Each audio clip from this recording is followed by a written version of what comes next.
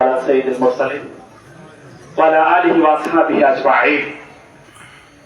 এদেশের বড় মানুষের সংগঠন, নির্যাতিত নিষ্পেষিত মানুষের আশা আকাঙ্ক্ষার নীড় শহীদ কাফেলা বাংলাদেশ জামাত ইসলামী 11 জন শহীদের রক্তে রঞ্জিত ময়দান সীতাকুণ্ড উপজেলার গুরুত্বপূর্ণ একটি ইউনিয়ন, আমাদের জন্মস্থান বাটিয়ারি ইউনিয়নের 6 নং ওয়ার্ড কর্তৃক আয়োজিত আজকের এই আলোচনা সভা এবং দোয়া মাহফিলের সম্মানিত সভাপতি, আজকের প্রোগ্রামের সম্মানিত প্রধান অতিথি, গণমানুষের সংগঠন বাংলাদেশ জামাত ইসলামী চট্টগ্রাম উত্তর জেলার সাংগঠনিক সম্পাদক, আমাদের এই সীতাকুণ্ডের কৃতি সন্তান, সীতাকুণ্ড আগামী দিনের জামাত মনোনীত এমপি প্রার্থী, আমাদের সকলের সর্বজন শ্রদ্ধেয় জনাব আনোয়ার সিদ্দিক চৌধুরী, মঞ্চে উপস্থিত রয়েছেন বাংলাদেশ জামাত ইসলামী বাটিয়ারি ইউনিয়নের সম্মানিত আমির সর্বজন শ্রদ্ধেয় জনাব মোশাররফ হোসেন মৃধা ভাই, উপস্থিত রয়েছেন বাংলাদেশ ইসলামী ছাত্র শিবির সীতাকুণ্ড উপজেলার সংগ্রামী সভাপতি, মেধাবী ছাত্র নেতা তারুণ্যের অহংকার জনাব আব্দুল মান্নান ভাই, উপস্থিত রয়েছেন ইসলামী ছাত্র শিবির সীতাকুণ্ড দক্ষিণ থানা শাখার সাবেক সভাপতি, আমরা যখন শিবিরে নতুন নতুন এসেছি যাদের নাম শুনে অনুপ্রাণিত হয়েছি সেই বদিয়া আলম ভাই, জামাত ইসলামী বাটিয়ারি ইউনিয়নের সম্মানিত সেক্রেটারি জমির উদ্দিন ভাই এবং বিশিষ্ট আলেমে দ্বীন জামাত ইসলামী বাটিয়ারি ইউনিয়নের শোরা কর্ম পরিষদ সদস্য হাফেজ নুরুল বাড়ি এবং শ্রমিক কল্যাণ ফেডারেশন সীতাকুণ্ড উপজেলা সহ সভাপতি, অত্র এলাকার সন্তান জনাব আবেদ সবাই সহ বিএনপি নেতৃবৃন্দ, জামাত নেতৃবৃন্দ, ইসলামী ছাত্র শিবিরের নেতৃবৃন্দ, অত্র এলাকার কোরআন প্রেমিক, ইসলাম প্রিয়, আল্লাহ রাসূলের আদর্শ প্রতিষ্ঠার দীপ্তপ্রাপ্ত শপথপ্রাপ্ত সৈনিক ভাইয়েরা, সকলকে বাংলাদেশ জামাত ইসলামী সীতাকুণ্ড উপজেলার পক্ষ থেকে আন্তরিক মোবারকবাদ জানাচ্ছি। মহান আল্লাহ রাব্বুল আলামিনের প্রতি শুকরিয়া আদায় করছি যে আল্লাহ রাব্বুল আলামিন আমাদেরকে এই জনপদের অসংখ্য মানুষ থেকে বাছাই করে আজকের প্রোগ্রামে উপস্থিত হয়ে কোরআন এবং হাদিস থেকে কিছু কথা বলার এবং কিছু কথা শোনার তৌফিক দান করেছেন, সেজন্য শুকরিয়া আদায় করে বলছি আলহামদুলিল্লাহ। রাসূল করিম সাল্লাল্লাহু তাআলা আলাইহি সাল্লামের প্রতি দরুদ পেশ করছি যে রাসূলের আদর্শকে গ্রহণ করলে একটি অসভ্য মানুষ সভ্য মানুষে পরিণত হয়, যে রাসূলের আদর্শকে বাস্তবায়ন করলে একটি বর্বর জাতি একটি সভ্য জাতিতে পরিণত হয়, সে রাসূলের প্রতি দরুদ এবং সালাম প্রেরণ করে বলছি সাল্লাল্লাহু তাআলা আলাইহি ওয়াসাল্লাম। আল্লাহ রাব্বুল আলামিনের কাছে জান্নাতের সর্বোচ্চ মর্যাদা কামনা করছি ওই সমস্ত মর্যাদা মুজাহিদদের জন্য যুগে যুগে যারা ইসলামের পক্ষে কথা বলতে গিয়ে, শিরক বেদাতের বিরুদ্ধে কথা বলতে গিয়ে, জুলুমের বিরুদ্ধে কথা বলতে গিয়ে তাদেরকে অবৈধ ট্রাইব্যুনাল গঠন করে মিথ্যা মামলা দিয়ে ফাঁসি দিয়ে হত্যা করা হয়েছিল, রাজপথে নারে তাকবীর আল্লাহু আকবার স্লোগান দেওয়ার অপরাধে যাদেরকে পাখির মতো গুলি করে হত্যা করা হয়েছিল, গুম করে হত্যা করে রাতের অন্ধকারে রাস্তার পাশে লাশ ফেলে রাখা হয়েছিল, তাদের জন্য শহীদের সর্বোচ্চ জান্নাত মর্যাদা কামনা করছি, আমিন। সম্মানিত উপস্থিতি শ্রদ্ধার সহিত স্মরণ করছি মাত্র গত পরশুদিন জামাত ইসলামী সীতাকুণ্ড উপজেলার 2 নং বাড়িওটালা ইউনিয়নের সম্মানিত সেক্রেটারি ইঞ্জিনিয়ার আনোয়ার হোসেন ভাই, যিনি সীতাকুণ্ড দক্ষিণ থানা শাখায় 2006 সালে ইসলামী ছাত্র শিবিরের আমার সাথে সেক্রেটারির দায়িত্ব পালন করেছিলেন, সড়ক দুর্ঘটনায় মর্মান্তিকভাবে তিনি নিহত হয়েছেন। আমরা জানি না এটা নিহতের ঘটনা নাকি পরিকল্পিতভাবে হত্যাকাণ্ড হয়েছে, আল্লাহ রাব্বুল আলামিন দেখেছেন। আমরা ভাইয়ের জন্য জান্নাতের সর্বোচ্চ মাকরাম কামনা করছি, আমিন। আনোয়ার ভাই তার রূহের মাগফিরাত কামনা করছি। সম্মানিত উপস্থিতি, আজকে আমরা আপনাদের সামনে দাঁড়িয়েছি জামাত ইসলামের পরিচয়ে, ইসলামী ছাত্র শিবিরের পরিচয়ে। আমরা আজকে এই রবিউল আউয়াল মাসে আপনাদের সামনে দাঁড়িয়েছি রাসূল করিম সাল্লাল্লাহু তাআলা আলাইহি সাল্লামের আদর্শকে বাস্তবায়ন করার কিছু কথা বলার জন্য। এই বাংলাদেশে বিশেষ করে চট্টগ্রামে রাসূলের আদর্শের কথা বলা হয় শুধুমাত্র রবিউল আউয়াল মাসে, কিন্তু ইসলামী ছাত্র শিবির জামাত ইসলামী শুধুমাত্র রবিউল আউয়াল মাস নয়, বরঞ্চ বছরের 12টি মাস রাসূলের আদর্শ বাস্তবায়নের জন্য কাজ করছে। সম্মানিত উপস্থিতি, জামাত ইসলামী 3 দফা দাওয়াত দিয়ে টেকনাফ থেকে তেতুলিয়া, রূপসা থেকে পাতুরিয়া পর্যন্ত কাজ করে যাচ্ছে। জামাত ইসলামীর 1ম দফা দাওয়াত হচ্ছে জীবনের সকল পর্যায়ে আল্লাহর প্রভুত্ব এবং রাসূলের নেতৃত্ব কায়েম করা। এক কথায় নিজেদেরকে মুসলমান দাবি করি, লা ইলাহা ইল্লাল্লাহ মুহাম্মাদুর রাসূলুল্লাহ এই কালেমার দাওয়াত দিচ্ছে জামাত ইসলামী। এটা জামাত ইসলামীর নতুন কোন দাওয়াত নয়, জামাত ইসলামীর তৈরি করা কোন দাওয়াত নয়। এই দাওয়াত 1000 বছর পূর্বে মুহাম্মদুর রাসূলুল্লাহ সাল্লাল্লাহু তাআলা আলাইহি ওয়াসাল্লাম দিয়েছেন। এই দাওয়াতের মূল অর্থ হচ্ছে জন্ম থেকে মৃত্যু পর্যন্ত, রান্নাঘর থেকে বঙ্গভবন পর্যন্ত, দুনিয়া থেকে কবর পর্যন্ত একজনের আইন চলবে, একজনের শরীয়ত চলবে, তিনি হচ্ছেন আল্লাহ। লা ইলাহা ইল্লাল্লাহ এই কালেমার দ্বিতীয় অংশ হচ্ছে মুহাম্মদুর রাসূলুল্লাহ।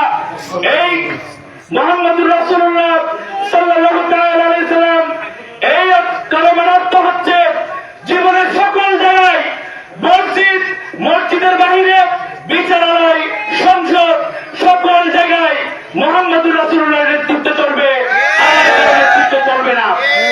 আমরা শেখ মুজিবুর রহমানের নেতৃত্ব মেনে নিতে বাধ্য নই, আমরা মুক্তিযুদ্ধের আদর্শ গ্রহণ করতে বাধ্য নই। আমাদের আদর্শ একটাই, তিনি হচ্ছেন মুহাম্মদুর রাসূলুল্লাহ সাল্লাল্লাহু তাআলা আলাইহি ওয়াসাল্লাম। জামাত ইসলামীর দ্বিতীয় দাওয়াত হচ্ছে মুনাফিকি পরিহার করা, কথা ও কাজে গরমিল পরিহার করা, জীবনের সকল পর্যায়ে মুমিনের চরিত্র গঠন করা। মুনাফিকের অন্যতম একটি বৈশিষ্ট্য হচ্ছে আমানতদারিতা নষ্ট করা, আর মুমিনের গুণাবলীর অন্যতম একটি বৈশিষ্ট্য হচ্ছে আমানত রক্ষা করা। আল্লাহ রাব্বুল আলামিন পবিত্র কুরআনে মুমিনদের গুণাবলী বর্ণনা করতে গিয়ে বলেছেন, ওয়াল্লাযীনা হুম লিআমানাতিহিম ওয়া আহদিহিম রাউন, মুমিনরা আমানত রক্ষা করে এবং ওয়াদা রক্ষা করে। আল্লাহ রাসূল কিরকম আমানতের লোক তৈরি করেছিলেন, আর সেই আমানতের লোকগুলো কিভাবে ইসলামী রাষ্ট্রে নেতৃত্ব দিয়েছেন, সেই দৃষ্টান্ত বাংলাদেশে জামাত ইসলামী সেই দৃষ্টান্ত স্থাপন করার জন্য কাজ করছে। আপনারা জানেন হযরত ওমর ইবনে আব্দুল আজিজের ঘটনা আপনারা শুনেছেন। আল্লাহ রাসূলের হাতে তৈরি করা সাহাবী ওমর ইবনে আব্দুল আজিজ যখন ইসলামী রাষ্ট্রের দায়িত্বে নিয়োজিত হলেন, প্রধান নিয়োজিত হলেন, তিনি একদিন রাতের অন্ধকারে মোমবাতির আলো জ্বালিয়ে কাজ করছিলেন। এমন সময় তার একজন ব্যক্তিগত আত্মীয় আসলো ব্যক্তিগত কিছু কাজ করার জন্য। তিনি মোমবাতিটি নিভিয়ে দিলেন। মোমবাতি নিভিয়ে দেওয়ার পরে আরেকটি মোমবাতি তিনি জ্বালালেন। তখন মেহমান প্রশ্ন করলেন, আপনি একটি মোমবাতি নিভিয়ে দিলেন, আরেকটি মোমবাতি জ্বালালেন, ঘটনা তো বুঝলাম না। ওমর ইবনে আব্দুল আজিজ তখন বললেন, আমি এতক্ষণ পর্যন্ত যে মোমবাতির আলো জ্বালিয়ে কাজ করছিলাম, এই মোমবাতিটি রাষ্ট্রীয় বাইতুল মালের কোষাগারের টাকা দিয়ে কেনা মোমবাতি, আর আমি এতক্ষণ পর্যন্ত রাষ্ট্রীয় কাজ করছিলাম। এখন যে মোমবাতিটি জ্বালিয়েছি, এটা আমার মাসিক বেতনের টাকা দিয়ে কেনা মোমবাতি। এখন আমি আপনার সাথে যে কাজ করবো, এটা আমার একান্ত ব্যক্তিগত কাজ। আমি যদি রাষ্ট্রীয় বাইতুল মালের কোষাগারের টাকা দিয়ে কেনা মোমবাতি দিয়ে যদি ব্যক্তিগত কাজ করি, কাল কিয়ামতের মাঠে রাষ্ট্রীয় বাইতুল মালের হিসাব আমি আল্লাহকে দিতে পারবো না। এটা হচ্ছে আল্লাহ রাসূলের তৈরি করা আমানতদার সাহাবীদের বৈশিষ্ট্য। এইরকম আমানতদার লোক তৈরি করতে জামাত ইসলামী, এইরকম আমানতদার লোক তৈরি করতে ইসলামী ছাত্র শিবির, ইসলামী ছাত্র শিবিরের দায়িত্বশীলদের হাতে, জামাত ইসলামীর দায়িত্বশীলদের হাতে সংগঠনের বাইতুল মালের লক্ষ লক্ষ টাকা পড়ে থাকে, সংগঠনের একটা অনুমোদন ব্যতীত একটা টাকায় তারা হাত দেয় না।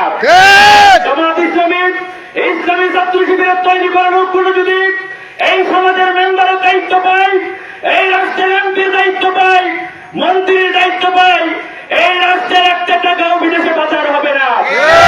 আপনারা বিগত 15 বছর দেখেছেন, রাস্তার জন্য বাজেট এসেছে 30 লক্ষ টাকা, 10 লক্ষ টাকা ব্যয় হয়েছে, বাকি 20 লক্ষ টাকা আওয়ামী লীগ, যুবলীগ, ছাত্রলীগের চাঁদা বাজার লুটপাট করে খেয়েছে। তারা কানাডায় বাড়ি করেছে, তারা আমেরিকায় বাড়ি করেছে, আর আমার দেশের মানুষ চিকিৎসার অভাবে দুঃখে দুঃখে মরেছে। আমরা স্পষ্ট করে জানিয়ে দিতে চাই, আর কোন লুটপাট, দুর্নীতিবাজ ব্যক্তিদেরকে আমরা সংসদে দেখতে চাই না। আগামী দিনে যেই সংসদ গঠন হবে, সেই সংসদে সৎ, দক্ষ, দুর্নীতিমুক্ত, চরিত্রবান ব্যক্তিদেরকে সংসদে দেখতে চাই। সম্মানিত উপস্থিতি, জামাত ইসলামের দ্বিতীয় দাওয়াত হচ্ছে এইরকম চরিত্রবান কোরআনের পক্ষের লোকদের হাতে রাষ্ট্রের নেতৃত্ব তুলে দেওয়া, অসৎ, অচরিত্রহীন ব্যক্তিদের কাছ থেকে ক্ষমতা কেড়ে নেওয়া। কারণ যে ব্যক্তি রাতের অন্ধকারে পতিতালয়ে যায়, যে ইয়াবা ব্যবসা করে, সে মন্ত্রী পরিষদে বসে পতিতা নিষিদ্ধের ব্যাপারে কোন সিদ্ধান্ত গ্রহণ করবে না। যে নিজে ইয়াবা ব্যবসা করে, সে সংসদে গিয়ে আমার বিরুদ্ধে কথা বলবে না। যারা কোরআনের পক্ষে হাদিসের পক্ষে কথা বলে, তারা এই সংসদে গেলে কোরআন হাদিসের পক্ষে মাদক নিষিদ্ধের ব্যাপারে, পতিতা নিষিদ্ধের ব্যাপারে ভূমিকা পালন করবে। বিগত 15 বছর আমরা দেখেছি নর্তকী, পতিতা আর ইয়াবা ব্যবসায়ীরা সংসদে গিয়েছে, আর আদের বলে তাদেরকে ফাঁসির মঞ্চে নিয়ে হত্যা করা হয়েছে। আমরা আর কোন ইয়াবাবাদীকে সংসদে দেখতে চাই না, আমরা আর কোন নর্তকীকে সংসদে দেখতে চাই না, আমরা আলেম ওলামাদেরকে সংসদে দেখতে চাই। আল্লাহ রাব্বুল আলামিন আমাদেরকে আগামী দিনে ইসলামের পক্ষের শক্তিকে এদেশের রাষ্ট্রীয় ব্যবস্থায় দেখে দেওয়ার তৌফিক দান করুন এবং এই কাজে মৃত্যু পর্যন্ত সম্পৃক্ত থেকে কোরআনের পক্ষে, হাদিসের পক্ষে, ইসলামের পক্ষে ভূমিকা পালন করার তৌফিক দান করুন। আমিন। আমি সর্বশেষ ইসলামী ছাত্র শিবিরের ব্যাপারে 2 মিনিট কথা বলে বক্তব্য শেষ করব। এই যে এখানে মঞ্চে ইসলামী ছাত্র শিবিরের দায়িত্বশীলরা বসে আছেন, আপনারা যদি আপনার সন্তানকে চরিত্রবান হিসেবে তৈরি করতে চান, আপনি যদি চান যে আপনার সন্তান মাদক হাতের তুলে না নিক, আপনি যদি চান যে আপনার সন্তান ফজরের আযান পড়ার সাথে সাথে ডাকার আগে মসজিদে ফজর নামাজে হাজির হয়, আপনি আপনার সন্তানকে আজকে ইসলামী ছাত্র শিবিরের হাতে তুলে দিন। আপনি যখন বলে থাকেন আপনার ছাত্র, আপনার সন্তান যখন বিশ্ববিদ্যালয়ে যায়, সে কার সাথে আড্ডা মারে আপনি জানেন না, সে গার্লফ্রেন্ড নিয়ে কোথায় ঘুরতে যায় আপনি জানেন না। ইসলামী ছাত্র শিবির যদি আপনার সন্তানের দায়িত্ব গ্রহণ করে, আপনার ছেলে ঘরে যেরকম কবিরাগুলা থেকে মুক্ত থাকবে, ঘর থেকে বাইরে গেলে বিশ্ববিদ্যালয়ের ক্যাম্পাসের কবিরাগুলা থেকে মুক্ত থাকবে। আপনার সন্তানকে চরিত্রবান নাগরিক হিসেবে তৈরি করতে চাইলে আপনার সন্তানকে আজকে ইসলামী ছাত্র শিবিরের হাতে তুলে দেন। ইসলামী ছাত্র শিবির আগামী দিনের সৎ দক্ষ দেশপ্রেমিক নাগরিক তৈরির কারখানা। আসুন আমরা ইসলামের পক্ষের সকল শক্তি ঐক্যবদ্ধ হয়ে আগামী দিনে দুর্নীতি মুক্ত, ইয়াবা মুক্ত, পতিতা মুক্ত একটি বাংলাদেশ গঠন করার জন্য সকলকে ঐক্যবদ্ধ ভূমিকা পালনের আহ্বান জানিয়ে আমার কথা শেষ করছি। আসসালামু আলাইকুম ওয়া রাহমাতুল্লাহ ওয়া বারাকাতুহু। ওয়ালাইকুম আসসালাম। রাতকে দেখে স্বপ্নে বিভোর